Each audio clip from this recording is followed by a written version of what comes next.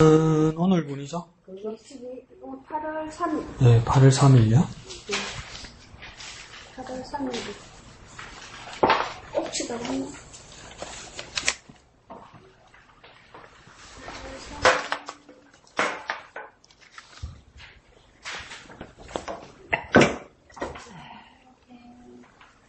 요한계시록 21장 22절에서 22장 5절까지요.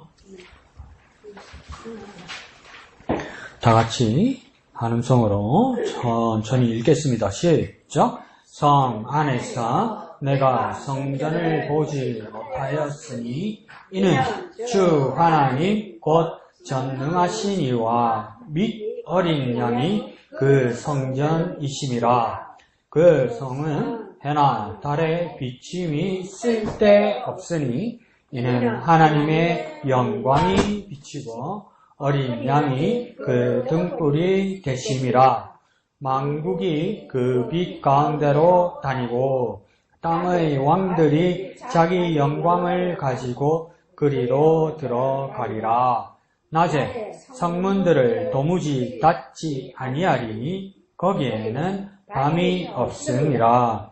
사람들이 만국의 영광과 존귀를 가지고 그리로 들어가겠고 무엇이든지 속된 것이나 가증한 일 또는 거짓말하는 자는 결코 그리로 들어가지 못하되 오직 어린 양의 생명책에 기록된 자들만 들어가리라. 또 그가 수정같이 맑은 생명수의 강을 내게 보이니 하나님과 및 어린 양의 보좌로부터 나와서 길 가운데로 흐르더라. 강 좌우에 생명나무가 있어 12가지 열매를 맺되 달마다 그 열매를 맺고 그 나무 잎사귀들은 만국을 치료하기 위하여 있더라. 다시 저주가 없으며 하나님과 그의 어린 양의 보좌가 그 가운데 있으리니 그의 종들이 그를 섬기며 그의 얼굴을 볼 터이요 그의 이름도 그들의 이마에 있으리라. 다시 밤이 없겠고 등불과 햇빛이 쓸데없으니 이는 주 하나님이 그들에게 빛이심이라. 그들이 세세토록 왕노릇하리로다. 아멘. 자, 오늘 이 본문을 보고 내일 한 번 더 보면 요한계시록은 끝이 납니다. 그리고 그 다음 스가랴서가 나올 화요일부터 스가랴서를 보게 될 건데요. 스가랴서를 묵상하다 보면 여러분이 탁 느낌이 올 겁니다. 요한계시록이 양바이었네 싶을 겁니다. 스가랴서는 조금 더 난해한 환성들이 더 많이 나오죠. 그래서 스가랴서는 환상이 한 8가지가 나오는데 이게 무슨 말인지 모를 정도로. 그런데도 스가랴서가 그래도 그나마 나은 것은 첫째, 짧다. 둘째, 그것을 해석해주는 천사와 사람들이 나타난다. 그러니까 찬찬히 읽으면, 포기하지 않고 찬찬히 읽으면 설명들이 다 됩니다. 그리고 우리가 돈 주고 산 거니까 왼쪽에 보면 해설들이 다 있기 때문에 웬만한 우리 수준으로 이해할 수 있는 것은 다 됩니다. 네. 그러니까 포기 안 하고 끝까지 보면 다 나옵니다. 다 나옵니다. 사람 보라고 써놓은 건데, 네? 이거 만약에 읽고 모른다. 그러면 내가 깨달으면 뭔지 압니까? 이걸 읽고 모른다. 네. 사람 보라고 써놨는데 내가 읽고 모른다. 그럼 나는 사람도 아니구나 이렇게 생각하면 됩니다. 그죠? 내가 사람이면 끝까지 읽으면서 내가 이해할 수 있는 만큼 이해하면 됩니다. 하나님 사람 봐라고 써놓은 거니까. 그죠? 네. 할 수 있습니다. 자, 오늘 본문을 읽고 보면 여러분이 큐티하는 방법 중에 내게 주신 말씀을 찾는 방법도 있고 두 번째는 뭐냐면 이건 도대체 무슨 말인지 모르겠다. 의문이 가라 물음표를 칠 수 있는 말들도 있습니다. 네. 그래서 솔직히 저는 이 본문을 처음 봤을 때 저는 물음표를 한 2-3개를 또 쳤었어요. 그리고 또 이게 무슨 말씀일까 묵상하는 그 단계로 나아갔거든요. 그러니까 여러분도 저처럼 해도 되고 내게 깨달은 말씀을 먼저 말씀하셔도 돼요. 근데 제가 경험한 바로는 오늘 본문은 물음표가 더 많았었어요. 이게 무슨 말이지? 이게 말이 되나? 이런 것들이 좀 있었어요. 그걸 가지고 우리가 다 같이 나눠도 좋겠네요. 자, 주신 말씀 나눌 사람? 무슨 말인지 다 알겠어요?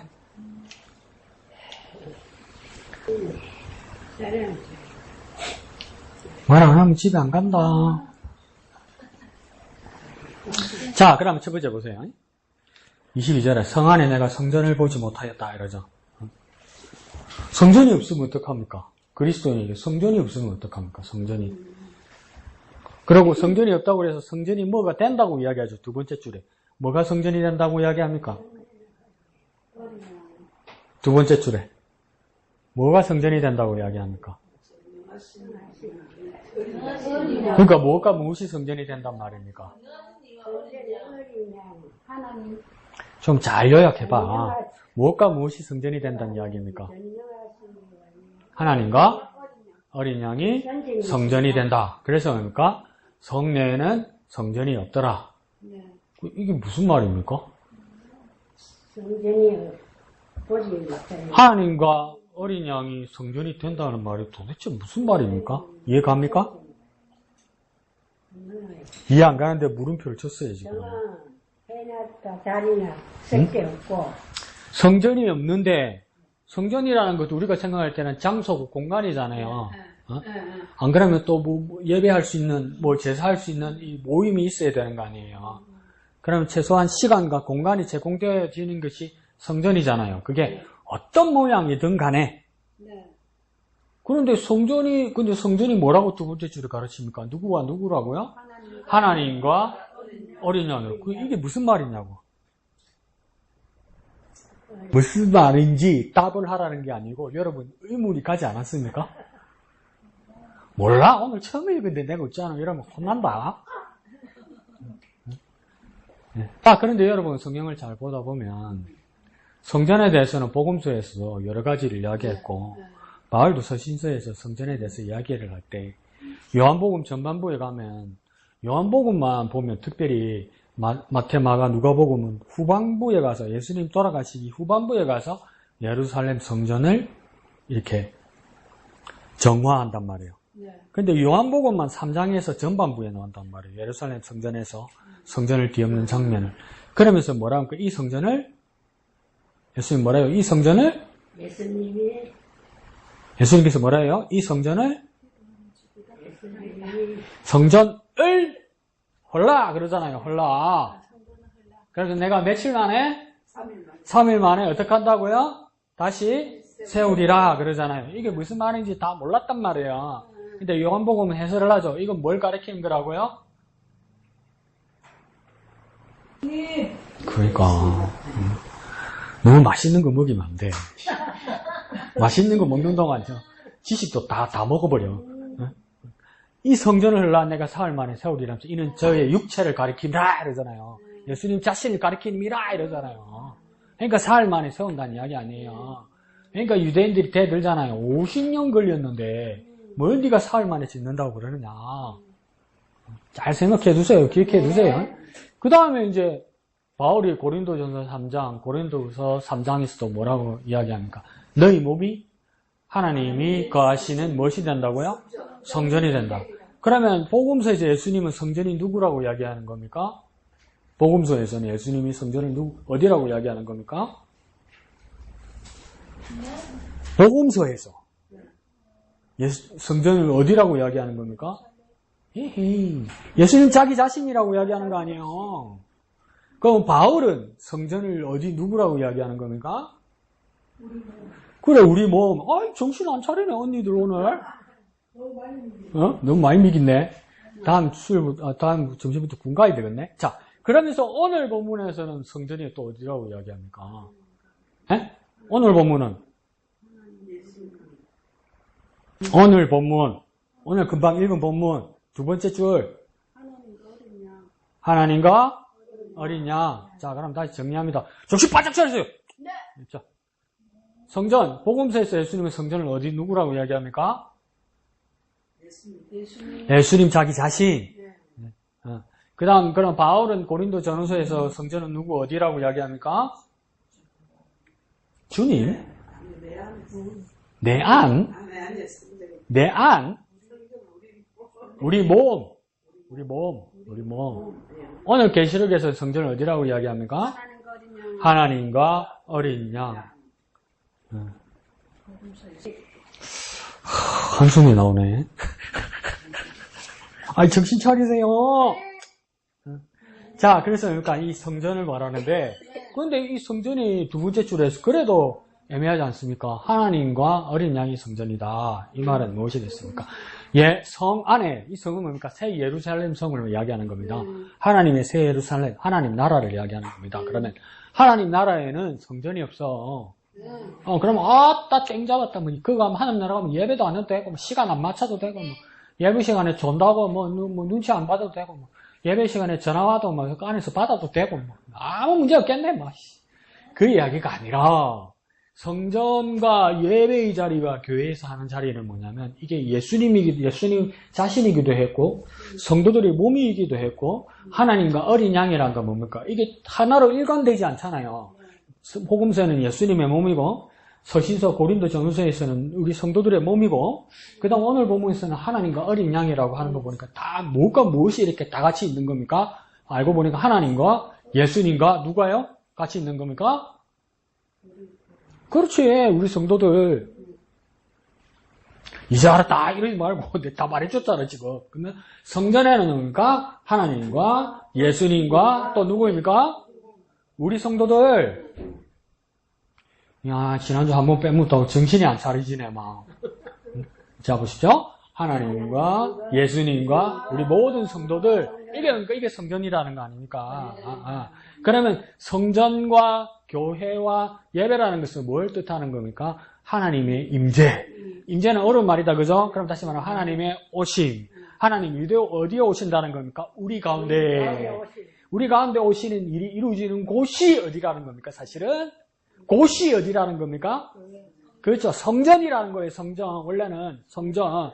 그러니까 그 곳을 예루살렘 성에서는 따로 만들 필요가 없다. 왜요? 하나님과 어린 양이 뭡니까? 항상 우리와 함께 하시기 때문이다 이 말이에요. 그러니까 어쩌다가 한번 하나님과 어린 양이 우리와 함께 하시는 게 아니고 오늘날처럼 그러니까 일주일에 한 번, 안 그러면 수요일날 한 번, 금요일날 한 번 이렇게 만나는 지금의 모습이 아니라 새 예루살렘 성 하나님의 나라에 가면 항상 하나님과 우리와 함께 한다. 그래서 그러니까 항상 그 모든 곳이 뭐가 되는 겁니까? 성전이 된다 이 말입니다. 이게 두 줄짜리 이야기입니다. 그러면 뭐 쓰면 되겠습니까? 하나님, 예수님, 성도들 이렇게 쓰면 되겠죠. 뭐라고요? 하나님, 예수님, 성도들. 그러니까 그 같이 함께하는 것이 뭡니까? 성전이라. 그 하나님 나라에 가면 시간과 때와 장소를 맞추어서 하는 것이 아니라 뭡니까? 그 자체 전체가 뭡니까? 성전이 되는 거다 이 말이죠. 전체가 그래서 그러니까 하나님과 어린 양이 성전이 되신다 이 말이에요. 그리고 또 의문사 안 그러면 나눌 말씀. 자, 내가 보는 의문은 뭐냐면 24절 중간쯤 가면 24절 처음부터 볼까요? 만국이 그 빛 가운데로 다니고 그 다음에 뭐라고 되냐면 땅에 왕들이 자기 영광을 가지고 그리로 들어가기라 하죠. 그리는 어디입니까? 이 새 예루살렘 성이겠죠. 그죠? 하나님 나라겠죠. 그러면 다시 한번 땅의 왕들이 이 세상의 왕들이 무엇을 가지고요? 자기 영광을 가지고 새 예루살렘 성으로 들어간다. 하나님 나라로 들어간다. 세상의 권세자들이 자기 영광을 가지고 하나님 나라로 들어간다. 이게 무슨 말이지? 우리 그렇게 배웠는데 돈으로도 못 가요. 하나님 나라. 맘 착해도 못 가요. 그다음에 힘이 세도 못 가요. 하나님 나라인데 여기는 뭡니까? 땅의 왕들이 자기 영광을 가지고 그리 곧 새 예루살렘 성 하나님 나라로 들어간다고. 나는 막 시험 들었어요. 이게 무슨 말이지? 내가 뭘 가진 게 있어야 들어가는가? 그러면 대한민국에서는 제일 먼저 하나님 나라로 누가 들어갈까? 1호 대통령이겠지. 이래도 되나? 이게 무슨 말이지? 그 밑에 줄에 26절에 시작할 때 또 뭐라 합니까? 사람들이 그 다음 뭐라 합니까? 만국의 영광과 종기를 가지고 또 뭡니까? 그리로 새 예루살렘 성 하나님 나라로 들어간다 이러죠. 그러니까 사람들도 뭘 가지고 하나님 나라에 들어간다고 하냐면 만국, 그 모든 세상의 영광과 그 종기를 가지고. 하나님 나라인데 이 하나님 나라를 26절에는 뭡니까? 세상의 영광과 종기를 가지고 하나님 나라로 들어간다고 혼란이 되는 거라 나는. 무슨 말이지? 우린 예수 믿어 간다고 믿었고 어떻게 세상의 권세와 영광으로 그럼 세상에 힘 있고 권세 있고 자리 높은 사람 이런 사람들이 가지고 가는 것처럼 이야기를 하는 거야. 그러면 이게 뭐가 우리가 이제 의문이 들어야 되는 이 자기 영광은 뭐고 만국의 영광은 뭔가? 진짜 이 자기 영광, 이 만국의 영광을 가지고 그곳 그리 하나님 나라로 간다는데 이 만국의 영광, 자기 영광이 뭔가 이 말이죠. 뭘까요 이게? 도대체 부활? 부활이라고? 영광은 영광이 뭔지는 모르겠는데 분명히 그 영광이 24절에는 어디에 있는지는 분명하게 나와요. 어디에 있습니까? 그 왕 자기에게 있는 거야. 딴 곳에 있는 건 아니에요. 그게 어디로부터 왔는지 모르겠는데 자기로부터 왔는지 다른 곳에서부터 왔는지는 모르겠는데 그 영광이란 건 분명히 있는데 그 자기 그러니까 땅의 권세자들, 땅의 왕들 그 자신에게 있는 건 맞아요. 맞죠?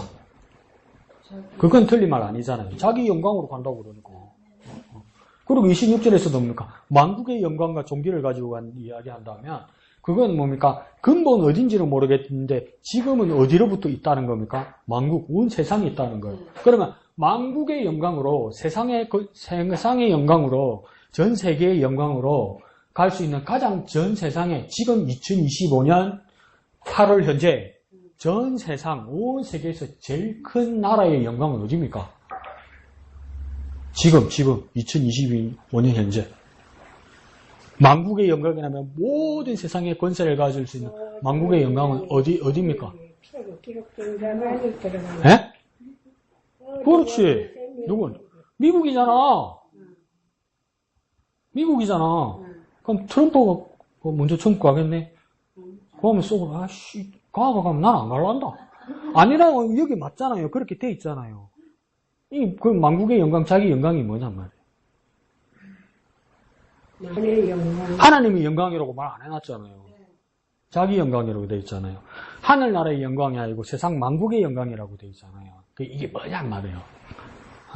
내가 답을 알고 있다가 아니라 여러분 마음에 시험이 들어야 돼. 고민이 돼야 돼요. 고민이. 생각이 들어야 돼. 이게 뭘까?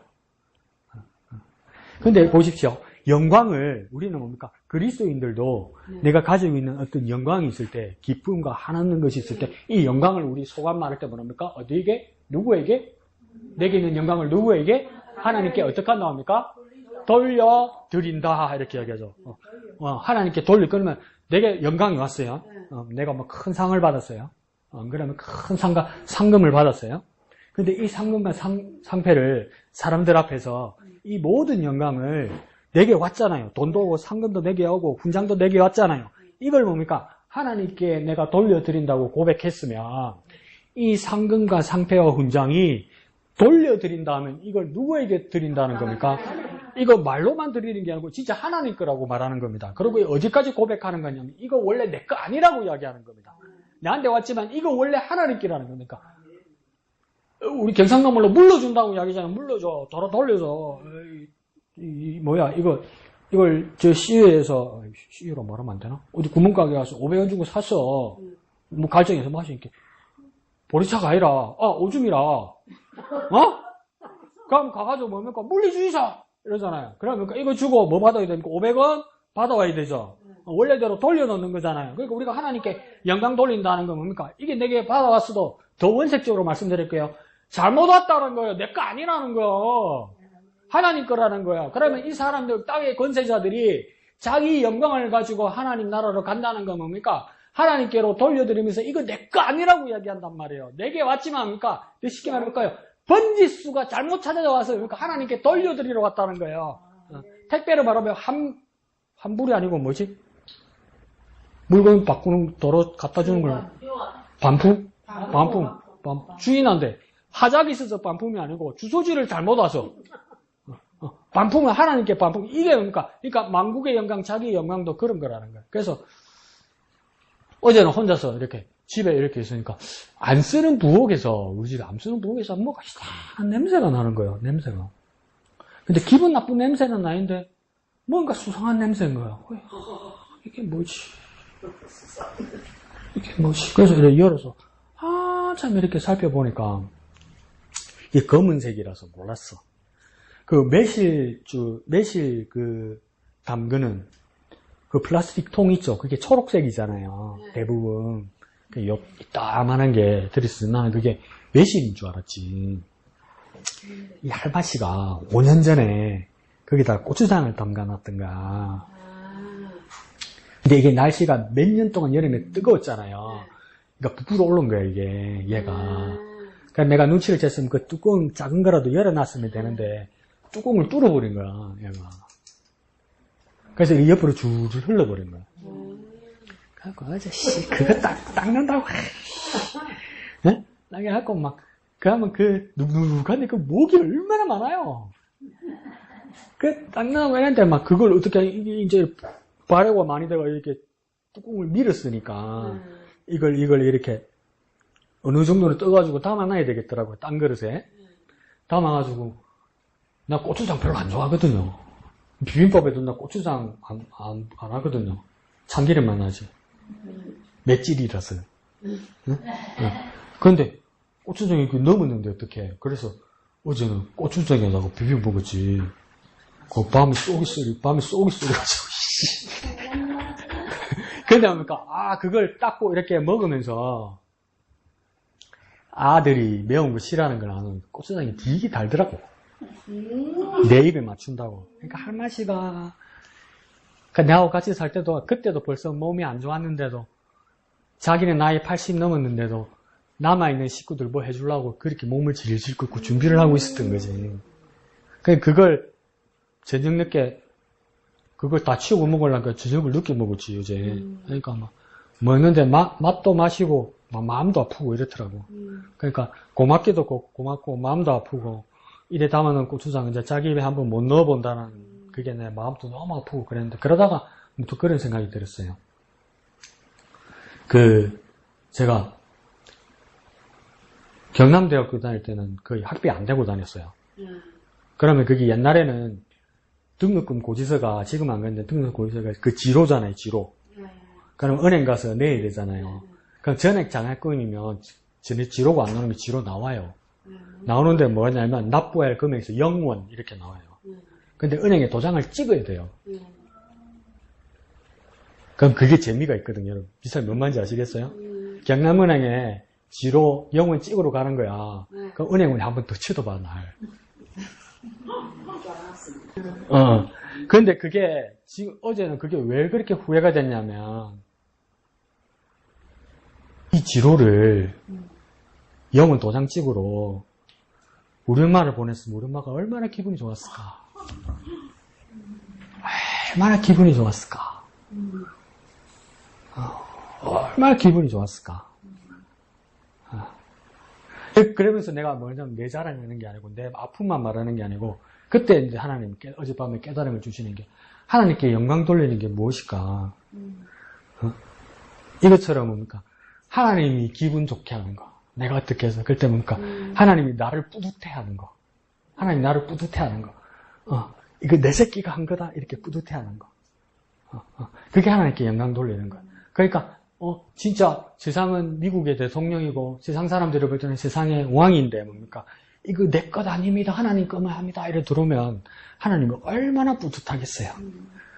어머니들은 뭐라고 써요? 아이고 어머니는 기분 좋으면서 아이고 지가 밤잠 안 자고 공부해서 지가 한 건데 이러면서 막 안타까우면서도 그 기쁨이 엄마에게 생기는 거잖아요. 그걸 한 번 못했어. 그걸 내가 다 닦아먹었어. 내가 다 도장찍으러 갔단 말이야. 그러니까 내가 어머니가 날 위해 고생한 것에 대한 그 자랑스러움에 대한 그 기회마저도 한 번도 못 드린 거예요. 내가 한 번도. 근데 이제 되돌릴 수가 없는 거예요. 이제 뭐 노인대학 가서 장학금 받으려가? 이제 방법이 없는 거예요. 그러니까 우리가 하나님께 영광 돌린다는 건 뭡니까? 내가 막 뭘 하고 내 앞에서 뭔 일이 이루어졌어도 그걸 하나님께 공을 돌려서 하나님이 기분 좋고 뿌듯하게 해드리는 것. 더 한번 말해볼까요? 이 하나님께 영광을 돌린다는 것은 더 원색적으로 말씀드려볼게요. 내가 쇠가 빠지게 고생해서 하나님 은혜 이런 말 하지 말고 내가 쇠가 빠지게 고생해서 뼈 빠지게 고생해서 뭘 하나 이뤘단 말이에요. 하나님 가져가세요. 여러분. 하나님 가져가세요. 하나님 때문에 된 거지. 그럼 하나님이 마음이 짠하면서도 내가 얼마나 뿌듯하겠어요. 얼마나 뿌듯하겠어요. 지난 여름에 이거 어디서 나온지 기억납니까? 이거? 아니 하얀 거 이거? 어디서 떼었는지 기억납니까? 여자동 제 천정에서 떼온 거 아니에요? 금방 떨어지던가요? 들어가는 길도 몰라가지고 목사님이 짧은 소매 짧은 바지에다 머리끼까지 해가지고 근데 그게 땡기게 떨어지나 미게 밀리나 몇 시간을 목사님 혼자서 그 더운 여름에 작년 여름에 그 밑에서 받친 거 아니에요. 그냥 완전 비 맞은 것보다 더 젖어서 이래 왔잖아요. 그러니까 김옥순 씨 아이고 이래가 안 된다 이러면서 막 수건으로 막 얼굴 닦아주고 이랬잖아요. 그래서 목사님이 이거 떼온 거란 말이에요. 그럼 아이고 우리 목사님 고생하셨네. 아이고 저걸 누가 떼오겠노? 지게 애착이 가니까 떼온 거지 이랬단 말이에요. 우리 다 그렇단 말이에요. 근데 목사님께서 우리 이동해서 여기서 예배 처음 시작할 때 뭡니까? 다 하나님의 은혜고 하나님께서 여기까지 이끄신 거라고 말씀하셨잖아요. 그 하나님 마음이 어떨까? 하나님 마음이 어떨까? 하나님 마음이 먹먹하면서도 얼마나 뿌듯할까? 그게 영광 돌리는 거란 말이에요. 나는 뭐라 했습니까? 내가 떼었어요. 얼마나 고생했지 그때. 우리는 보통 그런 마음이란 말이야. 우리가 다 같이 떼왔어요. 이러면서 이제 네가 떼왔노 내가 떼왔지. 이래밖에 안 된단 말이야 우리는. 근데 뭡니까? 하나님께서 여기까지 이끄시고 우리 여기까지 주셨다고 하나님 다 가지고 오게 해주셨다고 이러니까 하나님 마음이 마냥 좋은 게 아니고 뭡니까? 하나님 마음이 먹먹하면서도 그렇게 고생해서 한 것인데 자기가 했다 하지 않고 하나님이 다 주시고 하나님 것이라고 돌려드릴 때 하나님 얼마나 뿌듯하겠단 말이에요. 그러니까 여러분 내가 뼈 빠지게 100번 생각해도 내가 뼈 빠지게 고생해가지고 이룬 거 있잖아요. 그런 거 있어요. 있지. 왜 없어? 있지. 그걸 가지고 이거 하나님 거예요. 이거 한번 해보세요. 사람들 앞에서도 이거 하나님 거예요. 해보세요. 하나님이 그때 영광 받으시는 거예요. 하나님 영광 받으시는 거예요. 이거 하나님 거라고 이야기할 때. 하나님 내가 얼마나 뿌듯하고 먹먹하고 지금 고생해서 안 먹고 안 자고 해서 저렇게 일어났다면 저거 하나님께 거라고 하나님께 고백하고 하나님께 드리는 걸 봐라. 고생해서 할 때 그게 부모 마음보다 하나님이 더 하지 않겠냔 말이야. 그게 돌리는 거란 말이야. 여러분 그 기회를 놓칠 수도 있어요. 난 놓쳤잖아요. 우리 어머니가 더 이상 그걸 누릴 수가 없잖아요. 그 기회를 놓치지 않고 하나님께 돌려드렸으면 좋겠습니다. 밑에다 써놔주죠. 그럼 내보고 핵교를 가란 말이가, 뭔 말인지 알죠? 그 다음 밑에 단락에 보면, 생명수 강이 나오고, 22장 1절에, 그죠? 그 다음 세 번째 줄 나가면 뭐가 있답니까? 생명수 강이 뭘 키우는 것 같습니까? 생명수의 강이 뭘 키우는 것 같아요? 누가 뭐라 했는데? 생명나무를 키우는 거야. 그러니까, 생명수의 강, 생명수의 물이 뭘 키운다고요? 생명나무를 키우는 거예요. 그러니까 물도 중요한 거죠, 그죠? 그러니까 그냥 생명수의 강, 생명수 물이 없었으면 아무 물 가지고는 안 되는가 봐요. 생명수의 강이 있어야 생명나무를 키우는가 봐요. 근데 이 생명나무는 성경에서 거의 나오지 않고 성경의 가장 전반부에만 나오고 거의 나타나지 않아요. 어디에 나타났습니까? 생명나무는 처음에 에덴 동산에서 무엇입니까? 아담과 하와가 선악과 알게 하는 나무를 먹고 범죄하였을 때 거기는 못 간다 이랬죠. 죄를 지었기 때문에 죄 지은 몸으로 영원히 살지 못하게 하기 위해서 뭐랍니까? 뭘 막았습니까? 어디로 가는 길을 막았습니까? 어디로 가는 길을 막았습니까? 두루두루 하얀 검으로 선악과를 따먹었으니까 더 이상 뭘 못 처먹게 했습니까? 내일 보면 답이 나오나? 생명나무를 못 먹게 했잖아요. 맞죠? 네. 생명나무를 못 먹겠잖아. 왜 생명나무를 못 먹겠습니까? 죄인이 되었는데, 죄인인 상태에서 생명나무를 먹으면 어떻게 됩니까? 영원히 죄인 되는 거 아니야. 생명나무니까. 생명을 공급해주니까, 죄인 된 상태로 영원히 살게 된단 말이에요. 그러니까 내 죄인의 문제가 해결이 돼야, 제사함 받고 의인이 되어야, 그 다음 생명나무를 먹어야, 그러니까 의인이 된 상태로 영원히 살 거 아니에요. 그러니까 그걸 막은 거란 말이에요. 그 이후로 거의 나타나지 않습니다. 구약 성경에서도 비유적 표현으로 잠언이나 전도서에 한두 번 나타나는데, 여기서 말하는 그 생명나무는 아닙니다. 그런데 이제 신약 성경에서도 거의 나타나지 않다가, 요한계시록에 나타나는데, 오늘 22장 본문전에 한 번 언제 나타나냐면, 에베소 교회에게 이 약속을 합니다. 이기는 그에게는 내가 생명나무를 먹게 할 것이다. 이렇게 이야기를 하는 거죠. 그래서 이제 생명나무가 나오는데, 자, 생명수의 강, 생명수의 물이 세 번째 줄에 생명나무를 키우는데, 생명나무가 어디에 있다고 합니까? 생명나무 바로 앞에 어디에 있다고 합니까? 강의 좌우에 있다는 거예요. 그러니까 여기 강이 쫙 그러면 왼쪽에도 생명나무가 쭉 있고, 어느 쪽에 됩니까? 생명나무가 쭉 있다는 거예요. 창세기만 볼 때는 생명나무가 딱 한 그루 있었던 것 같은데, 오늘 요한계시록을 보니까 강 줄기를 따라서 왼쪽으로 한 줄 쭉, 오른쪽으로 한 줄 쭉, 한가득 있다는 거예요. 하나님 나라 가서는 뭡니까? 서로 지금 먹으려고 내까이고 찌고받고 싸울 필요 없다는 거예요. 많다. 묻고 남는다. 엄청나게 많아진다는 거예요. 하나님 나라에 들어왔다는 자체는 무엇입니까? 죄 문제가 해결되고 예수 그리스도로 말미암아 의인이 된 상태의 사람이기 때문에 이제 하나님 뭐라고 해야 합니까? 막는 거 없고 마음대로 먹으라는 거예요. 많이 먹으라는 거예요. 많이 먹고 뭐랍니까? 많이 먹고 오래 살아. 많이 먹고 영원히 살아. 아수고 뭐 또 먹어. 이러는 거야. 그래서 한 줄, 두 줄을 쫙 있으면서 나무만 있으면 뭡니까? 그게 열매가 맺는데 몇 가지의 열매가 맺는다고 이야기합니까? 12가지의 열매를 맺는데 얼마 동안 맺는다고 합니까? 12개 동안 맺으면 세상에 이런 나무가 어디 있습니까? 포도나무를 아무리 잘 키우고 비닐하우스에 키워도 1월달부터 12월달까지 맺는 나무가 어디 있습니까? 그런 나무를 무슨 나무라고 합니까? 미친 나무라고 그러잖아요. 그런 나무는 없단 말이에요. 근데 이 생명수의 강이 얼마나 효과가 좋은지, 생명나무가 얼마나 튼튼한지, 1년 12달 늘리는데, 1년 12달도 뭡니까? 12달 동안 한 달, 다른 거 열린다는 거예요.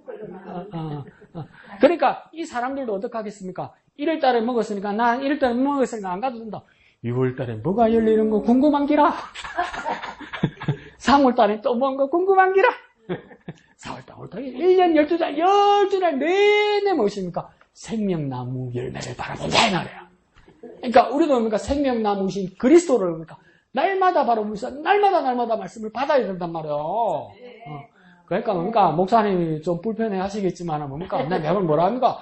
날마다 생명나무의 열매를 먹어야 되는 것처럼 1년 12달 먹어야 되는 것처럼 12월달은 바쁘니까 한 15에는 금식해야 되는 것이 아니라 뭡니까? 매일매일 큐티하란 말이요.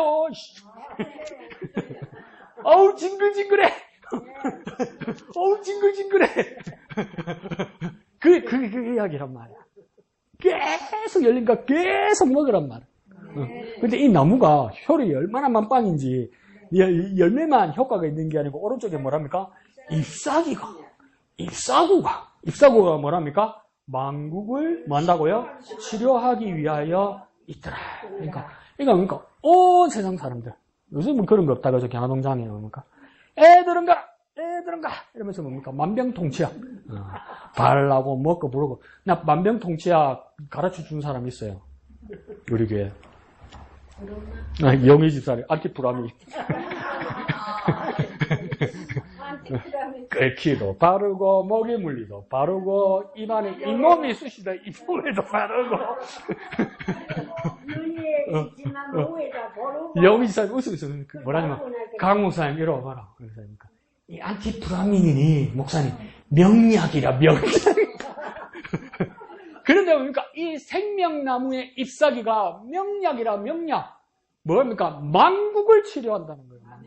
온 세상의 모든 질병을 다 치료한다는 거예요. 그럼 못된 인간들은 또 이야기하죠. 하나님 나라 가서도 아픈가 배? 하나님 나라 가서도 부시름이 있는가 배? 고치는 약이 있는 거 보니까 그런 말씀이 아니라 이건 뭡니까? 잎사귀가 모든 것을 치료한다는 뜻은 뭐냐면 고통도 없고 부족함도 없고 뭡니까? 병도 없다 이 말입니다.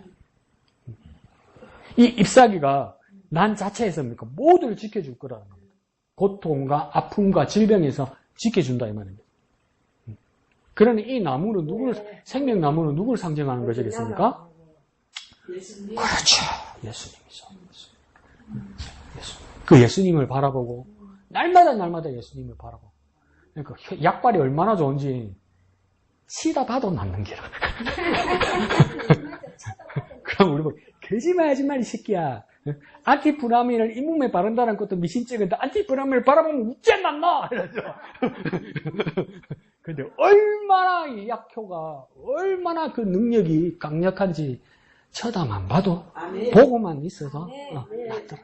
그러니까 그런 거 있잖아요. 집안에 그 곡식이 가득하거나 안 그러면 우리 집에 아들이 뭐 승진을 했거나 우리 집에 딸이 뭡니까 뭐 주식이 막 뻥튀기를 쳤거나 그러면 다 엄마 아빠가 뭐라 합니까? 나는 오늘 밥 안 먹어도 배부르다. 진짜 엄마 밥 안 먹게 밥이 무슨 상관이고 아무 필요 없다. 진짜 배부르다.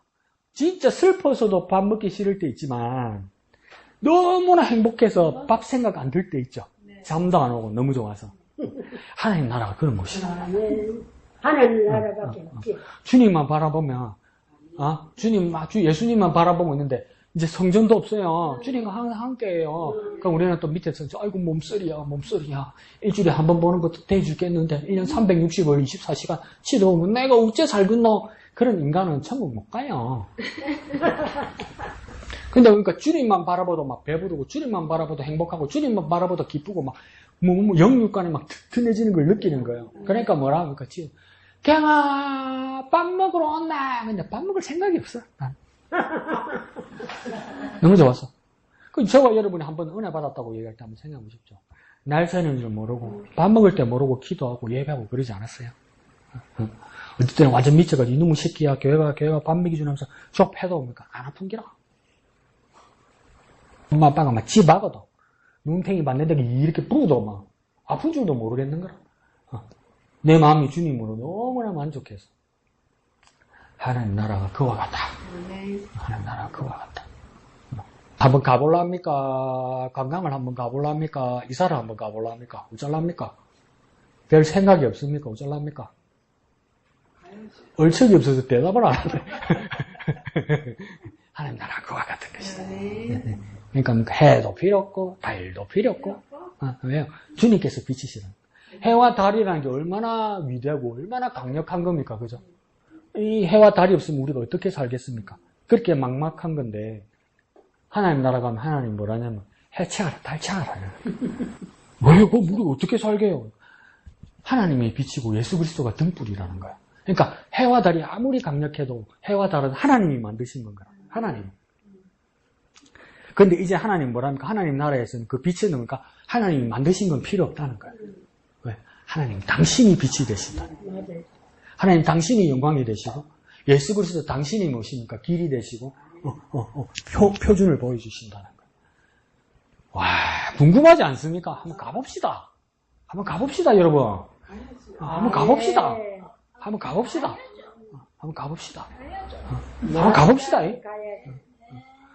가봅시다. 그러니까 제대로 믿어야 돼요, 그러면. 제대로 믿어야 돼요. 예? 제대로 믿어서 가야 돼요. 제대로 믿어서. 얼렁뚱땅 대강 이러지 말고. 제대로 믿으세요. 내가 차장이라서 여러분 표 진짜고 가짜고 분간 못해요. 주님 차장 대신에 주님 차장이라서.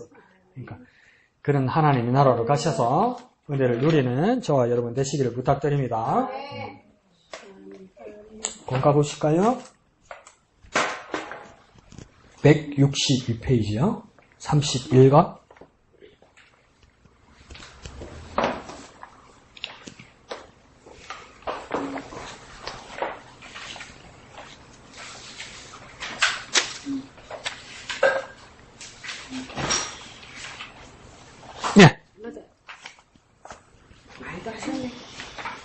제목 다 같이 한번 읽어볼까요? 시작. 침례는 무엇이며 언제 받는가? 이렇게 되죠. 그럼 뭐에 대해서 배우는 거겠습니까? 침례에 대해서 오늘은 배우게 될 겁니다. 침례는 무엇인가 할 때 여러 가지로 이야기를 합니다. 근데 겉으로 보이는 침례의 형식에 대해서 한번 생각해 봅시다. 침례라는 것은 뭐냐면 무슨 뜻이냐면 밥티조 이렇게 표현해서 뭡니까? 잠근다 이 말입니다. 물에 잠근다 이 말입니다. 잠그는 게 뭔겨? 담가다고요. 담가. 그런데 그와 다르게 침례 대신에 또 어떤 의식이 있습니까? 세례가 있죠. 세례는 무슨 뜻이냐면 란티조 이렇게 씁니다. 뿌린다는 뜻입니다. 뿌린다.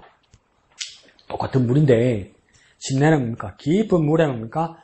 담근다 이런 뜻이고요. 침례는 뭡니까? 세례는요 물을 뿌린다 이런 뜻이에요. 그래서 헬라어에서 침례는 밥티조 이렇게 쓰고요. 세례는요 란티조 이렇게 써요. 근데 성경에 란티조란 말이 단 한 번도 없습니다. 밥티조란 말밖에 없습니다. 그러니까 세례라는 형식은 성경에는 원래는 없었습니다. 뒤에 교회 시대에 변형된 거죠. 그래서 그러면 이 세례라는 단어가 영어, 미국 교회에는 세례라는 단어가 있을까? 없습니다. 왜 그러냐면 영어로 세례는 뭐냐면 세례 침례를 뭐라고 쓰냐면 baptism이라고 씁니다. baptism 또 비읍이죠. 밥티조, baptism이라고 씁니다. 그러니까 뭐냐면 이게 아이러니가 뭐냐면 영어로는 미국의 모든 교회들이 baptism이라고 부르면서 침례를 주는 교회도 있고 세례를 주는 교회도 있단 말이에요. 그러니까 다시 우리 입장에서 보면 뭡니까? 침례라고 써놓고 침례를 주는 교회도 있고 세례를 주는 교회도 있다는 거예요. 그러니까 세례라는 단어 자체가 없으니까. 세례라는 단어 자체가 없습니다. 그러니까 한국 교회에서만 이 세례란 말을 그 형식에 맞춰서 뿌리는 의식을 세례라고 쓴 겁니다. 그래서 그래 이제 그 차이인 거죠. 그래서 침례는 무엇일까 할 때 또 뒤에 나누는데 또 언제 받는가 봅시다. 침례는 무엇인지 중심 구절에 나옵니다. 무릇 있죠. 무릇 시작. 무릇 그리스도와 예수와 합하여 침례를 받은 우리는 그의 죽으심과 합하여 침례를 받은 줄을 알지 못하느냐 이러죠. 그러니까 침례는 무엇인가 할 때 무엇인가에 대해서 답이 나옵니다. 두 번 반복되는 말이 있어요. 첫 번째 줄 가운데 두 번째 줄 처음에 무엇이 반복됩니까? 어떤 말이요?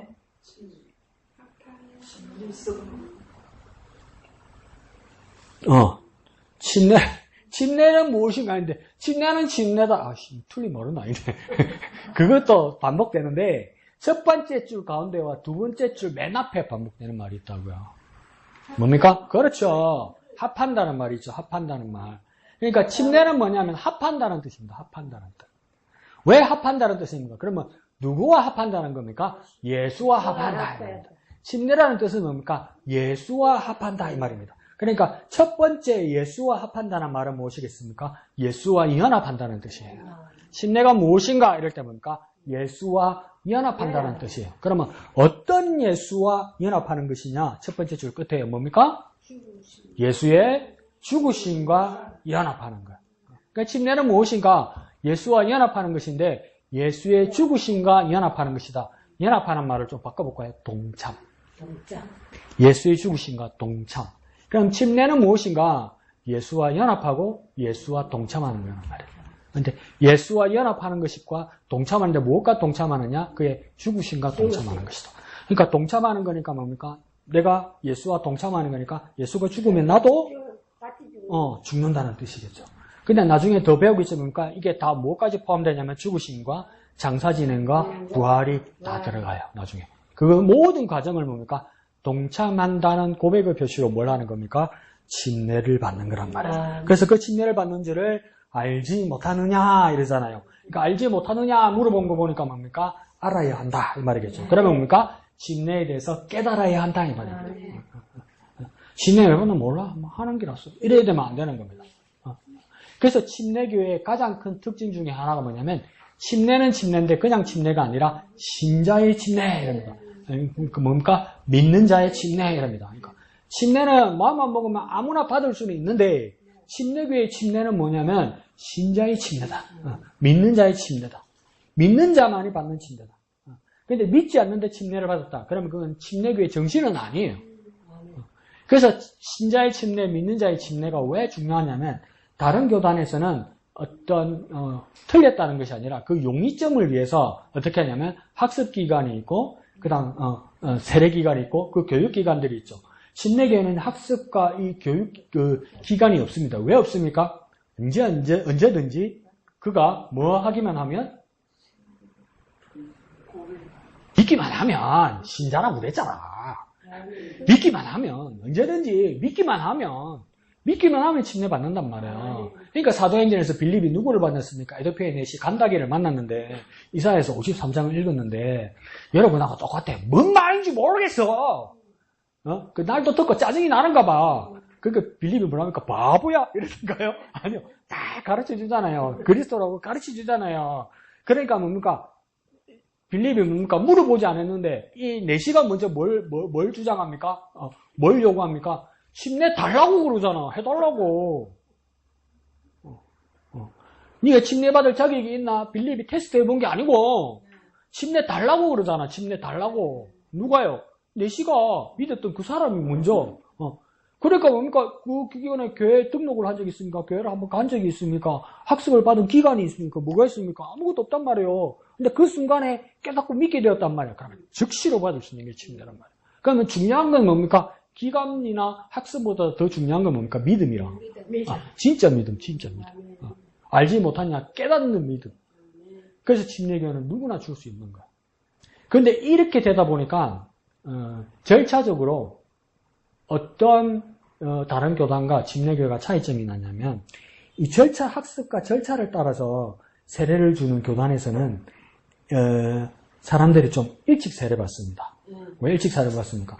절차만 잘 거치면 되니까 과정을 잘 거치면 되니까 청소년기 전에도 세례를 받을 수 있습니다. 그 기간만 있으면 되니까. 근데 침례는 무엇입니까? 내가 믿음으로 고백해야 돼요. 한테 목사님 우리 애 침례 주세요. 근데 니 진짜 예수 그리스도를 내 구주로 믿나? 모르겠는데. 엄마 목사님 문물 보는데 모르겠는데. 그러면 뭐랄까? 목사님 예 주세요. 믿어요. 내가 믿어. 이렇게 침례 줄 수 없다는 거야. 내가 깨닫고 내가 고백해야 된다. 그러다 보니까 어떡합니까? 연령층이 조금 더 가죠. 최소한 청소년기가 넘어가죠. 대부분. 근데 뭐 우리 신학대학교 교수님은 우리 딸내미는 억수로 똑똑해갖고 초등학교 때 받았다 지가 고백하더라. 근데 이알났대. 그럴 수도 있죠. 유아세례는 침례교회는 없습니다. 없습니다. 유아세례는 왜 없냐면 유아세례는 부모의 믿음을 가지고 하는 거잖아요. 그죠? 그럼 아이가 고백하지 않는 거죠. 침례교회가 유아세례를 거부했죠. 아이의 믿음이 아니다는 거죠. 그리고 유아세례의 가장 쇼킹한 건 뭐냐면 유아세례는 어릴 때 엄마 아빠의 믿음으로 안고 와서 세례를 받잖아요. 그죠? 세례 받으면 얘가 이제 크잖아요. 그러면 이제 얘가 커서 철이 들어서 자기 믿음을 고백하잖아요. 그럼 어떻게 됩니까? 뭐만 남습니까? 입교식만 남아요. 이게 무슨 말이냐면 우리 교회 회원이라는 선언만 하지 두 번째 세례 없습니다. 니 받았잖아. 이러고 끝나버린다. 그리고 유아세례의 기원은 뭐냐면 중세시대의 영주입니다. 영주들. 권력자들이 뭡니까? 내 테두리 안에, 내 권력 안에 있는 사람들이라는 것을 확정하기 위해서 하는 거예요. 왜 그러냐면, 마틴 루터 종교개혁 이후로, 유럽도 뭡니까? 구교와 신교로 아직 전쟁이 첨예하게 전쟁이 끝이 나지 않았단 말이에요. 나중에 휴전을 하게 되는데, 무엇으로 휴전하게 되냐면, 휴전해서 종교의 자유를 주자! 이렇게 해서 휴전이 끝이 났어요, 협정. 근데 종교의 자유가 누구의 자유냐면 개인의 자유가 아니에요. 우리를 따지면, 그러니까, 우리 구청장, 시장의 자유인 거예요. 그럼 내가 진해구에 속하고 창원시에 속했잖아요.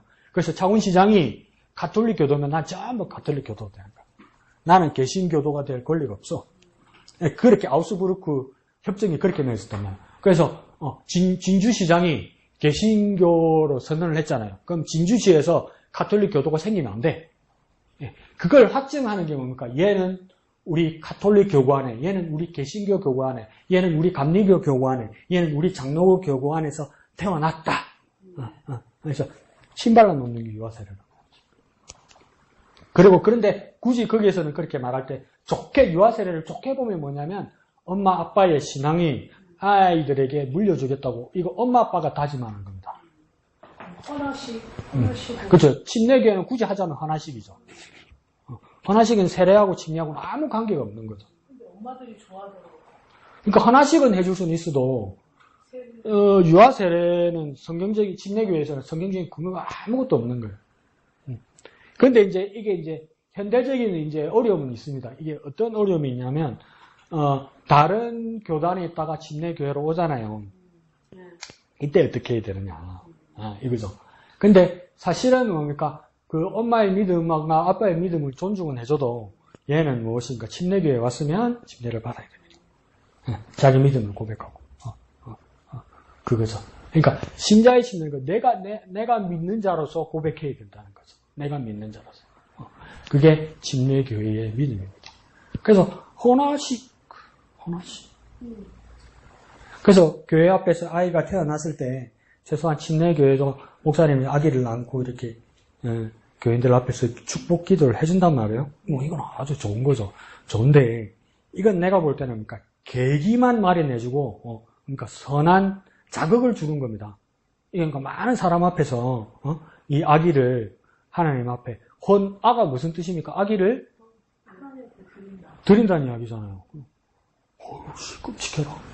부모님도 책임감 있게 하라고 책임감 있게. 그게 그냥 축복 기도 받는다는 이야기가 아니에요. 하나씩 사실은 부모님 기분은 기분 좋은 거지만 축복 기도 받는다 해서 이거 하나님께 누가 드린 겁니까? 그럼 이 아기를 엄마 아빠가 드린 거잖아요. 그러면 왜 책임져야 돼요, 엄마 아빠가? 몰라, 절대선이 되고 사천기 되니까 교회 안 나오면 이걸 내고 전 긋고. 이런 단어를 쓰면 안 되겠네요. 하나씩. 하는데 내가 또 안 된다고 하면 되겠습니까? 유연한 단어네, 그냥 축복기도 한다 하면 참 좋겠는데, 근데 헌화식이라고 많이 쓰죠? 쓰죠. 어쩔 수 없죠, 뭐. 원래 뜻은. 그러니까, 아니, 그것보다는,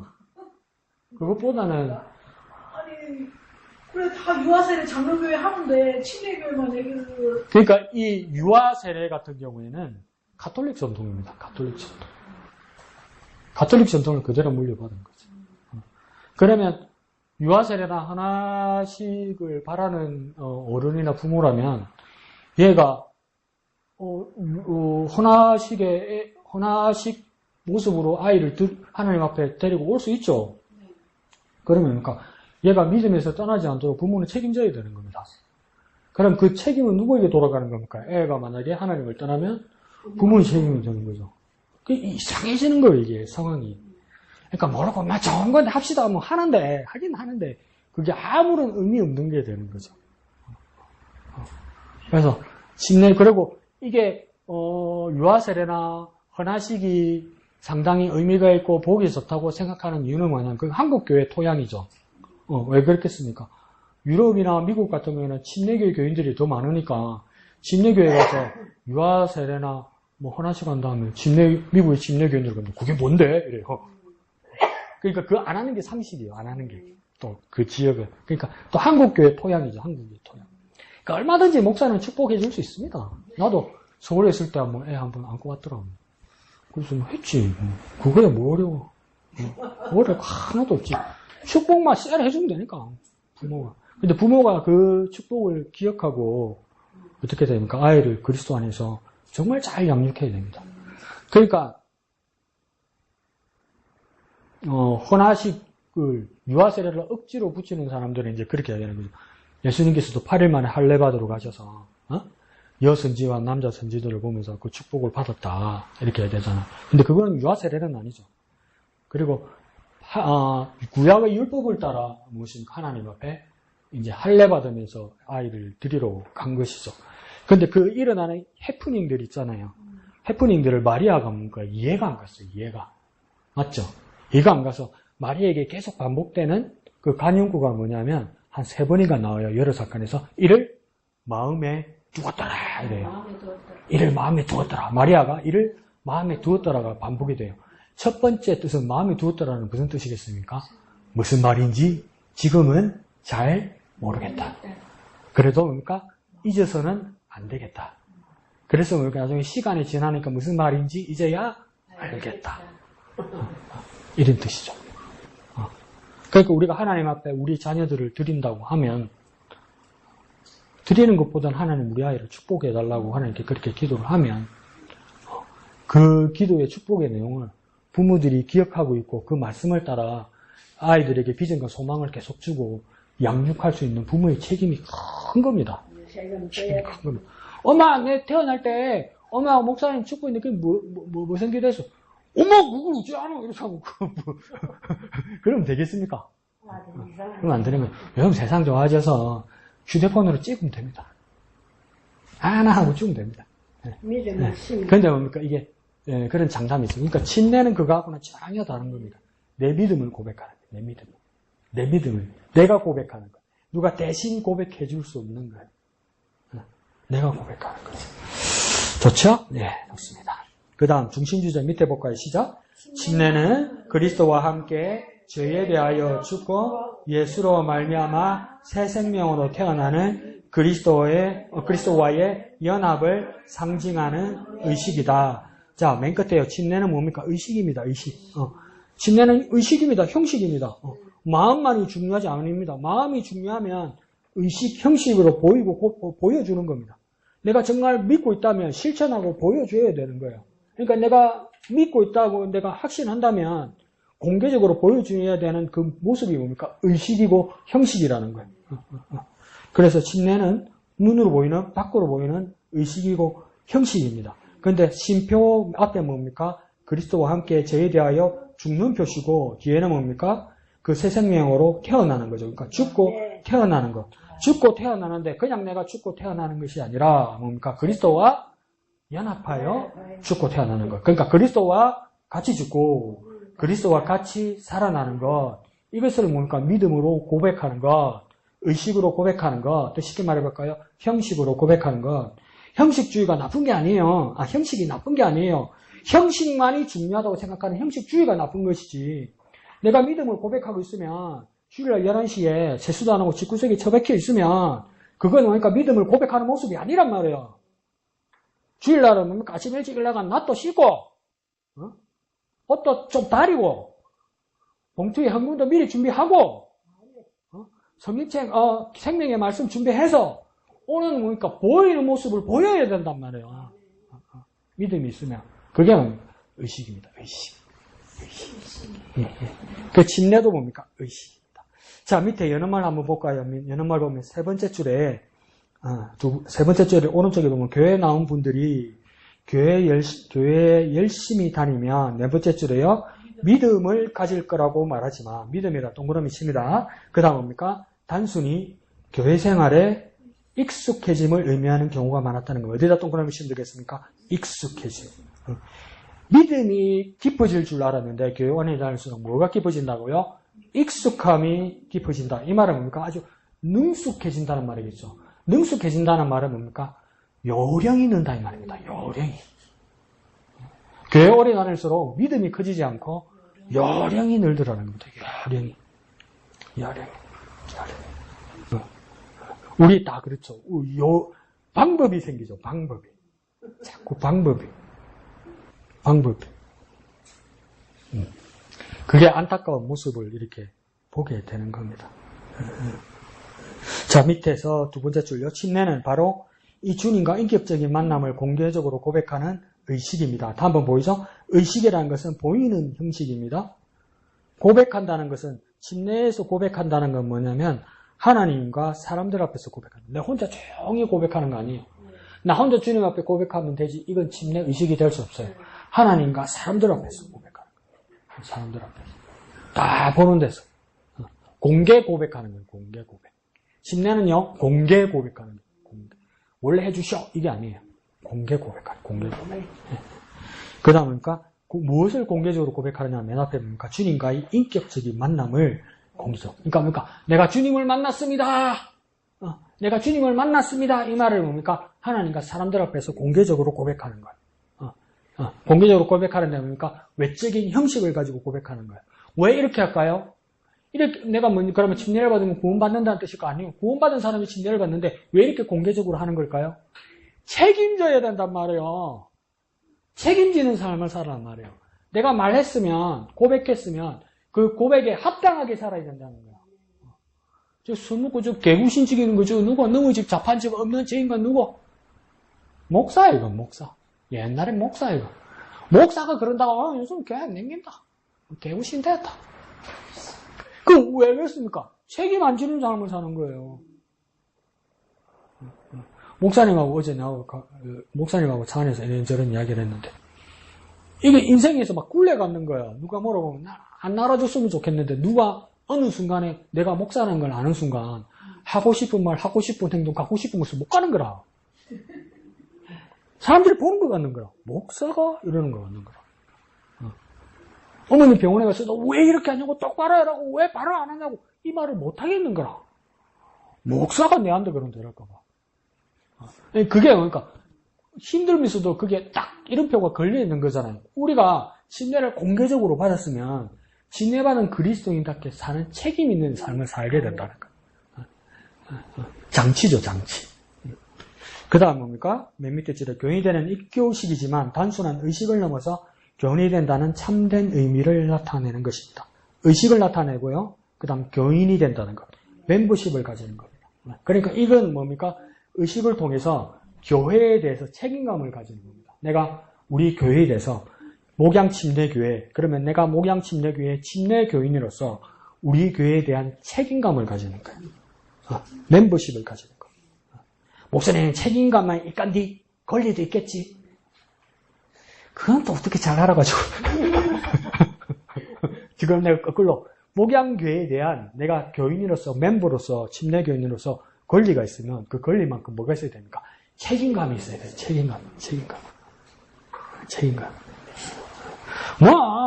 목사님만 고생하시면 되지, 사모님만 고생하시면 되지, 내야 있으면 예배하고 없으면 안 오는 거지, 이게 아니라, 그러니까 내가 서로의 지체들이 기대어가는 교회고, 베프티스트, 침례받은, 교인으로서 책임감을 가져야 되는 거야. 책임감. 교회 그런 일이 있었어요. 난 몰랐었어요. 있었고. 그래도 안 되는 거죠. 침례교인이 그런, 무엇입니까? 책임감이 있다는 겁니다. 오른쪽 페이지요. 요건 좀 짧게 한번 갑시다. 네 번째 줄, 하나, 둘, 셋, 네 번째 줄은 괄호에 영어로 되어 있는 거죠, 영어로. 네. 이게 뭐냐면, personal confession, 이렇게 되죠. 이거 뭡니까? 개인적, 밑에도 한글로 씁시다. 개인적 고백. 뭐라고요? 개인적 고백. 씁시다. personal confession 밑에다가, 가로 밑에다가, 개인적 고백. 그리고 또 쭉 내려가다 보면 이 고백은 기본적으로 공개적인 고백입니다 하면서 또 영어로 쓰여있죠?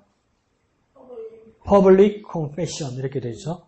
공개적인 고백인데 왜 이거 또 바꿔서 씁시다. 공적인 고백.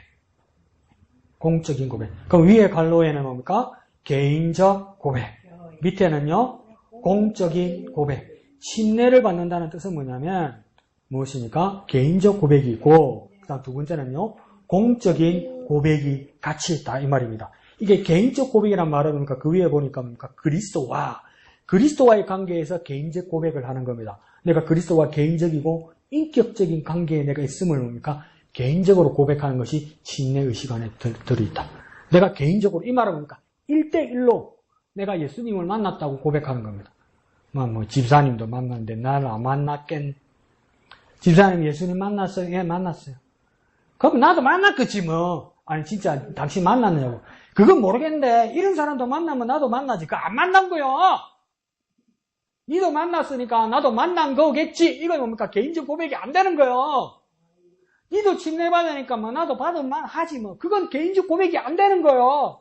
내가 1대1로 인격적으로 내가 예수님을 만나서 내가 그분 하나님의 자녀가 되었다는 것. 예수로 하나님의 자녀가 되는 것을 깨닫는 사람. 이게 뭡니까? 개인적 고백이요. 목사님이 좋아서 나는 만났었고. 나하고 상관없어! 당신이 1대1로 예수님을 만나게 되는 거야. 이게 뭡니까? 개인적 고백.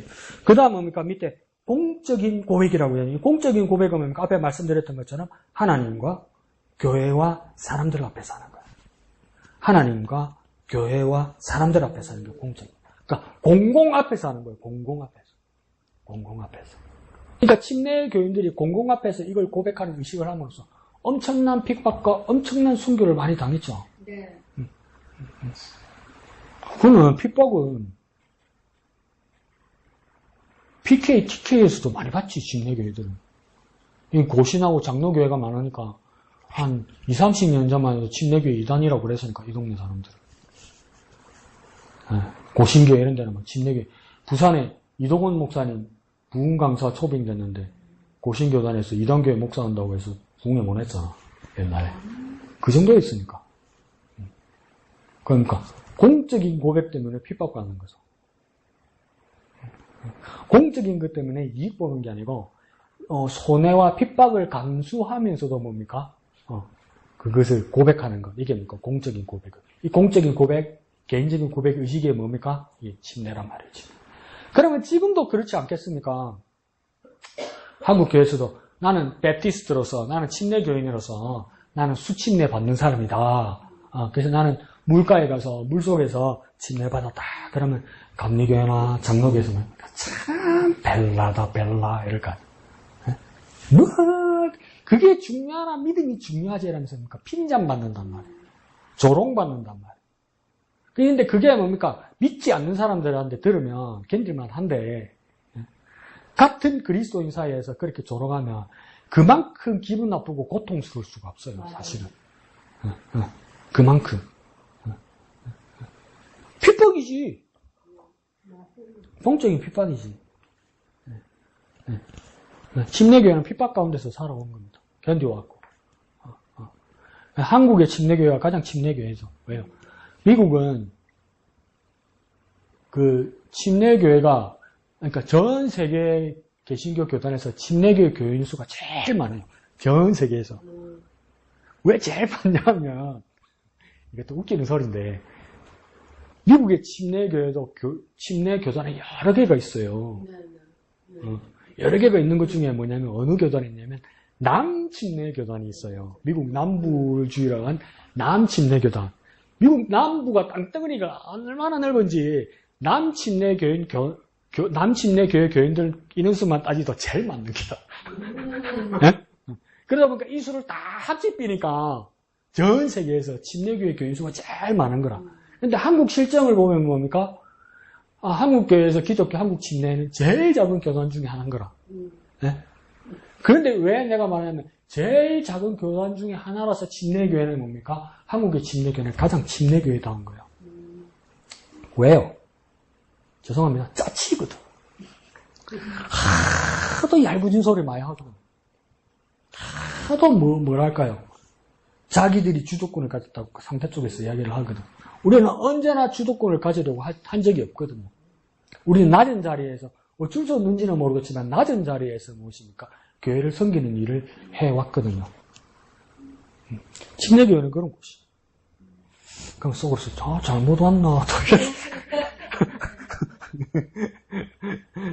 그래서 침례교회는 뭡니까? 그럼에도 불구하고 우리의 믿음을 지키는 신자의 침례를 가진 교회다. 그래서 뭡니까? 개인적 고백과 공적인 고백이 공존하는 교회다. 그래서 침례교인이라는 것 자체 때문에 한국 교회에서는 그 큰 어려움이 있지만 그건 한국적인 시각이고 그래서 또 그쪽에서도 긍정적으로 말하면 가장 침례교인다운 것인데 전 세계로 보면 가장 큰 교단이긴 합니다. 침례교회가 전 세계에서. 근데 한국 교회는 워낙 장로교회들이 많았기 때문에 장로교회가 어떤 주 교단이라고 생각하는데 그건 한국적인 시각이죠. 한국적인 시각이죠. 근데 전 세계로 보면 침례교회가 가장 사람들이 많죠. 그래서 양가적인 그런 뜻이 있습니다. 자, 밑에요. 침례. 그 다음 뭐 하라? 감격하라. 뭘 감격하는 걸까? 뒷장 넘어갈까요? 자, 밑으로 하나, 둘, 셋, 넷, 다섯, 여섯 번째 줄요. 위에서 밑으로 여섯 번째 줄. 침례에는 보입니까? 침례에는 그리스도와 연합이라는 의미가 있습니다. 연합에 동그라미 치면 되겠죠? 그럼 무엇과 연합하는지 밑에 나와 있습니다. 무엇과 연합하는 겁니까? 물에 침수할 때, 이 말은 뭡니까? 우리가 물에 들어갈 때 무엇과 연합하는 겁니까? 그리스도의 죽음과 연합하는 겁니까? 어디에 동그라미 치게 되겠습니까? 죽음과 동그라미 치면 되겠죠. 그래서 죽은 것은 어떤 것이 죽은 겁니까? 우리 옛사람이 죽은 것이겠죠. 죄인된 우리가 죽은 거란 말이죠. 그러면 또 무엇과 연합하냐면 물에서 나올 때 그리스도의 무엇과 연합합니까? 부활과 연합합니까? 부활에다가 동그라미 치면 되겠죠. 부활. 그것도 그 밑에 줄에 무엇에 동그라미 치면 되겠습니까? 새 생명, 새 생명. 그러면 동그라미는 연합, 죽음, 죽은 것, 부활, 새 생명 이렇게 되는 거죠. 그러면 부활이라는 것을 우리가 생각할 때 뭘 생각해야 되냐면 부활은 뭡니까? 다시 사는 것을 말하는 것이 부활이죠. 그러니까 부활이라는 것은 애시당초 부활이라는 개념은 내가 지금 살고 있는데 쭉 생명이 연결되는 것이 부활은 아니더란 말이지. 그러면 부활이라는 것은 부활하기 위해서 내가 먼저 뭐 해야 됩니까? 그렇죠. 죽어야 돼요. 죽어야 돼요. 죽어야 뭡니까? 다시 사는 거야. 살아있는데 다시 살았더니 뭐야? 이러잖아. 뭘 다시 살았다고 이러잖아. 죽어야 다시 사는 거죠. 그러니까 옛날에 내가 죽어야 되는 거죠. 옛날에 내 모습이 죽는 거죠. 죄인된 내 모습이 죽는 거죠. 더 구체적으로 말해볼 거예요. 하나님과 상관없는 나는 죽어야 되는 거죠. 하나님과 상관없는 나는 사라지고 이제 하나님과 주님과 연합한 내가 사는 거죠. 그것이 뭔가 침례의 의미라는 거죠. 침례의 의미를 세 가지로 다시 한번 말합니다. 밑에 뭐라고 됐습니까? 세 가지 의미의 연합이 있습니다. 이렇게 돼 있죠. 그러면 1, 2, 3이 있겠다. 그죠? 그래서 1, 2, 3은 첫째, 둘째, 셋째 이렇게 나온다. 그죠? 첫째는 어디다만 동그라미 치냐면 죽음. 둘째는요, 장사. 세 번째는요, 부활. 그래서 보통은 죽음과 부활만 이야기하는데 둘째 장사가 있다. 그죠? 장사. 발음 잘하십시오. 장사입니다. 장사. 장사는 뭡니까? 장래. 묻었다. 끝냈다. 이 말입니다. 죽은 것에 대해서 확실히 확인하는 겁니다. 내가 죽은 것에 대해서. 이 옛날에 내가 다시 살아나면 이건 부활이 아닙니다. 이 옛날에 내가 다시 살면 이건 부활이 아닙니다. 이 옛날에 나는 죽고 새로운 내가 태어나는 게 이게 뭡니까? 부활입니다. 그래서 두 가지의 의미를 보통 죽음과 부활로 침례의 의미를 하는데 여기는 하나 더 넣었습니다. 가운데 죽음과 장사와 부활. 완전히 초상치해야 되는 거야. 옛날에 나는. 완전히. 그러니까 옛날에 이게 한 20년 전만 해도 한국 교회에 한참 이렇게 시끄러웠죠. 그리스도인이 이제 죽으면 매장을 해야 되나 화장을 해야 되냐고. 지금은 뭐 별것 아니지만 옛날에는 난리가 났었어요. 그리스도인은 화장하면 안 된다고. 화장하면 안 된다고. 다 땅에다 묻어야 된다고. 난리가 났었어요. 왜 땅에 묻어야 된다고 이야기합니까? 부활해야 된다고. 근데 화장해가 가루를 내놓으면 부활이 안 된다고. 어디서 나오는 말이요? 근데 옛날에 진짜 그랬어요. 그래서 50대 50이었어요. 의견이. 50대 50이었단 말이에요. 그러면 땅에 묻은 사람만, 땅에 묻은 그리스도인만 부활한다고 그러면 땅에 묻어놨다가 10년 후에 파보면 그 몸뚱아리 그대로 있겠니? 없어요. 그러면 땅에 묻어서 썩는 거나 불에 굽어가 가루를 내는 거나 뭐가 다른 간디? 그런 식으로 부활하는 게 아니란 말이에요. 옛날에 나는 완전히 처리되는 거예요. 미련을 갖지 말라니까. 옛날에 나는 미련 갖지 말라니까. 그러니까 이거 진짜 우리에게 가장 저주스러운 말이에요. 우리 어머니도 그러잖아요. 막 심형질 부리고 꼬라지 부리면 뭐라 합니까? 지건적 개수나 옛날 끝났다 또 옛날 그대로 또 나온다 이러잖아요. 이게 그리스도인들에게는 가장 슬픈 이야기예요. 옛날에 죽었던 내가 다시 살아나면 어떡해? 근데 이게 일이 된단 말이지. 그러니까 이게 바울 말이 의미가 있는 게 나는 날마다 죽느라 되셔야 돼. 날마다 죽느라. 내 꼬라지 성질머리도 뭡니까? 내가 주님을 만났으면 날마다 죽어야 돼. 네. 저 옛날에 그 애가 아닌데 이렇게 돼야 돼. 누군겨? 이렇게 돼야 돼. 김옥수이라고 아닌데 이렇게 변했어요. 이렇게 돼야 되는 거야. 그러니까 옛날에 내가 뭡니까? 완전히 죽어야 됩니다. 완전히 나타나면 안 됩니다. 그 이야기입니다. 그래서 다 죽고 살고 계속 나오는 거죠. 죽고 살고. 그거 다 읽어보면 되고 오른쪽 맨 밑에 줄에 한번 볼까요? 오른쪽 맨 밑에 줄에 침례는 뭡니까? 시작. 침례는 이렇게 한번 봤습니다. 그러나 그 의미와 삶은 매일 경험되는 것입니다. 그러니까 이제 이런 생각이 들죠. 목사님, 옛날에는 그냥 몰랐어요. 그냥 하길래 같이 받았어요. 우르르르 가길래 우르르 들어가고요. 목욕탕 탕에 들어가는 거 매코로 같이 우르르 들어가고 쑥 들어갔다가 나갔어요. 그 목사님 모르고 했는데 침례 다시 받으면 안 돼요. 이러면 목사님, 이 새끼 이거 골치 아프네. 이렇게 되는 거죠. 어찌해야 되나 이렇게 되는 건데, 침례교의 딜레마는 뭐냐면 다른 신학교 교단들은 워낙 자기들의 교세가 강력하고 또 교리가 완전히 이렇게 뭡니까 보수적이고 수구적이다 보니까 자기 교단 교인이 아니면 신학생활 안 받습니다. 그런 교회, 교단 신학교가 많아요. 근데 기독교 한국 침례교회는 다 받습니다. 근데 어떤 조건이냐면 이제 앞으로 침례교인이 될 것. 근데 이제 그것도 안 지키더라. 그냥 막 장로교에서 와서 침례신학교도 다시 장로교 가기도 하긴 하더라만. 어쨌든 간에 그렇게 하는데 그러면서도 이제 이 사람들이 이제 다른 교단에서 왔을지라도 침례교회 전도사가 되고 침례교회 목사가 되고 침례교회에서 일을 하려면 이제 문제가 걸리는 게 하나 있는 거야. 세례교인이 들어가는 거지. 이런 사람에 한해서는 침례를 주기도 합니다. 침례를. 예, 보여줘야 되는 게 있기 때문에. 그래서 그것도 있거든. 침례 증서도 있거든. 그래서 요즘 사진도 찍는 거 몰라. 그런 애로사항은 있습니다. 그렇지만 목사님 내가 옛날에 모르고 침례하는데 한 번 더 주세요 이러면 이제 어떤 엄격한 교단에서는 낙장불입이라서 한 번 했기 때문에 안 된다고 얘기해요. 안 돼요. 그 대신 중요한 건 뭡니까? 오른쪽으로 뭡니까? 한 번 침례는 한 번으로 끝이 나는데 뭡니까? 그 경험을 날마다 되살리는 거예요. 날마다 기억하는 거예요. 그러면 주님, 그때 주님이 날 위해 죽으시고 십자가를 못 박혀 죽으시고 이것 때문에 내가 구원받았는데 내가 그때 안 있어봤으면 모르겠습니다, 주님.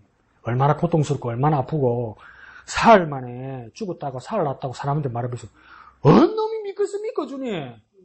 그러니까 2025년 8월 달에 다시 한번 오셔갖고 우리한테 침례도 주고 십자가에 몸은 박혀가지고 내 눈앞에 죽었다가 살았는데 그렇게 믿을게요. 이렇게 할 수가? 한번 해보려고? 대답이 없네. 이렇게 할 수가? 없잖아요. 우리 머릿속에 그때 역사적인 사실 그 진리로 믿어서 나도 구원받는 사람이 되는 거 아니에요. 그때 주님이 죽음과 부활이 침례도 이와 같은 거죠. 침례도. 근데 근데 그렇다고 침례교회가 엄청 엄격한 건 아닙니다. 중간에 이런 것에 대해서 세례교회에서 왔거나 그런 사람이 있으면 침례를 다시 요청할 때 해줄 수는 있습니다. 침례교회 해줄 수는 있습니다. 세례 받은 사람도 침례를 다시 받아야 된다. 근데 꼭 그게 법칙은 아닌데 왜 침례교회 가장 중요한 것은 침례라는 의식이 아니라 뭡니까?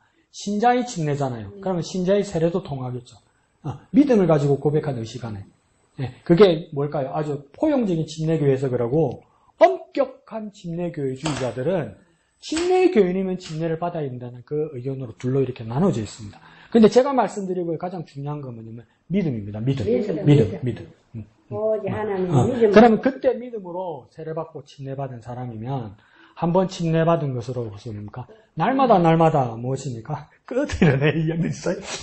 그러니까 삶은 매일 그때 내가 믿음으로 침례 고백했던 것을 되살리는 겁니다. 네. 계속. 주님 우리 위하여 한 번 죽으셨지만 매일매일 우리는 뭡니까? 주님의 죽으심을 항상 기억하잖아요. 네. 그리고 항상 주님의 죽으심을 의지해서 회개하잖아요. 그와 매한가지다 이렇게 보는 거죠. 네. 그러니까 나는 내한테 그럴 거야. 목사님 그때 믿음으로 고백 안 하고 침례를 제대로 안 받아서 침례를 받네 목사님. 침례 다시 해주세요. 그럼 난 뭐라는 줄 아세요? 그때 잘하지 이 새끼야. 몰라 나는 이 새끼야. 왜 날 곤란하게 하는 이 새끼야. 그거 몰라 해줄 거야 난. 근데 그게 또 버릇이 돼가지고 막 술 먹고 와서 목사님 한 번 더 해주셔서 이제 이런 버릇들은 뭐 어떡하노. 자, 중요한 그거 아닙니다. 맨 뒷장이에요. 정리해 보겠습니다. 이러죠. 다 똑같은 겁니다. 죽음과 장사진행과 부활의 의미를 가지는 것이다. 그래서 침례교회의 침례를 다시 한번 잘 생각해 보십시오. 신자의 침례입니다. 우리 믿음이. 우리 믿음을 언제나 고백할 때 그 고백으로 침례를 받는 겁니다. 그래서 그걸 정말 믿음을 중요하게 받다 보니까 그러니까 없는 건 못하겠다. 주님께서 잠그는 그 의식을 했기 때문에 나도 주님을 따르는 것이다. 이게 뭡니까? 뒤에 후속적으로 따르는 그 형식을 말하는 겁니다. 그래서 주여 내가 주님과 함께 죽고 주님과 함께 장사되고 내가 주님과 함께 부활되었음을 그때 침례로 고백하였사오니 날마다 그 주님의 죽으심과 장사님과 부활이 내가 연합되었음을 날마다 깨닫게 하시고 알게 하시고 고백하게 하여 주옵소서. 그것이 뭡니까? 침례의 의미입니다. 그러면 맨 앞에 제목에서 침례는 무엇인가? 뭐만 쓰면 되겠습니까? 연합. 그러면 침례는 언제 받는가? 할 때는 믿을 때. 믿을 때. 무엇은? 연합. 언제? 믿을 때. 믿을 때. 그 침례교회는 빼딱해서 뭐랍니까? 안 믿고도 받는 인간들이 많더라. 우리는 그렇게는 못한다. 얼라가 말도 못하고 시근도 없는데 어째 침례를 주노? 그래는 못한다. 시근이 들어가 직업 고백할 때 그때 줄한다. 예수님도 30 넘어서 받았다. 그런 겁니다. 자, 밑에 한마음의 기도요. 1번 미영이요. 교회 안에 중생된 성도의 신실한 고백을 중생한 아이가? 중생한 성도의 신실한 고백을 보게 하소서. 2번 다 같이요. 교회 안에 중생한 성도들이 늘어나 침례식을 통해 신앙 고백을 보게 하소서. 이 시간 다 같이 기도할 때에 주여 내가 그리스도와 함께 연합하였고 내가 또한 믿음으로 침례받은 우리임을 깨달아 날마다 주님의 죽으심과 장사진행과 부활이 동참하는 우리가 되게 하여 주옵소서. 그런 침례교인 되게 하여 주옵소서. 다 같이 기도하겠습니다. 거룩하신 아버지 하나님 은혜를 감사합니다. 그리스도 안에서 내가 죽고 그리스도와 함께 장사되고 그리스도로 말미암아 부활한 우리의 삶이 침례로 고백하였음을 믿음으로 고백하는 우리가 되게 하여 주옵소서. 거룩하신 아버지 하나님 은혜를 감사합니다. 우리가 침례교인으로서 증인의 삶을 살아가는 우리가 되게 하여 주옵소서. 우리가 침례받음으로 그리스도와 연합하였음을 믿음으로 사적으로 개인적으로 공적으로 고백하는 우리가 되게 하여 주옵소서. 그리스도와 함께 죽고 그리스도와 함께 장사되고 그리스도와 함께 다시 부활한 우리의 믿음을 고백하게 하여 주시옵소서. 또한 우리가 믿음으로 어떤 누구의 영향을 받지도 않고 믿음으로 우리 신앙을 고백하는 참 침례교인 되게 하여 주시옵소서. 모든 것을 감사드리며 거룩하신 예수님의 이름으로 기도합니다. 아멘. 하늘에 계신 우리 아버지의 이름을 거룩하게 하시며 아버지의 나라가 오게 하시며 아버지의 뜻이 하늘에서와 같이 땅에서도 이루어지게 하소서. 오늘 우리에게 일용할 양식을 주시고 우리가 우리에게 잘못한 사람을 용서하여 준 것 같이 우리 죄를 용서하여 주시고 우리를 시험에 빠지지 않게 하시고 악에서 구하소서. 나라와 권능과 영광이 영원히 아버지의 것입니다. 아멘.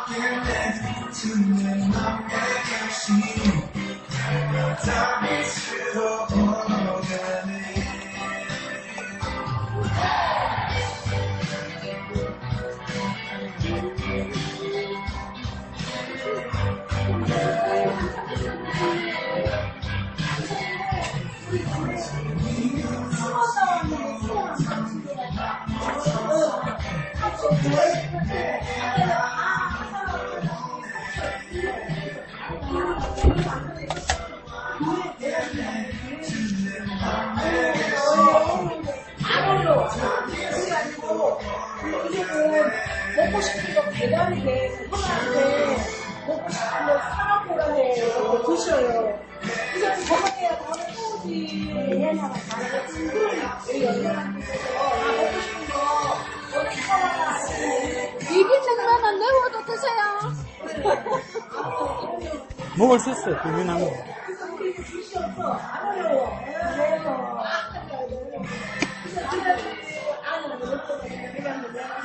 아니라니까 부장님이 알아서 또 가야지. 그게 안 해야지. 알아서 맛있는 거 잘 먹겠고. 맛있는 거 드세요.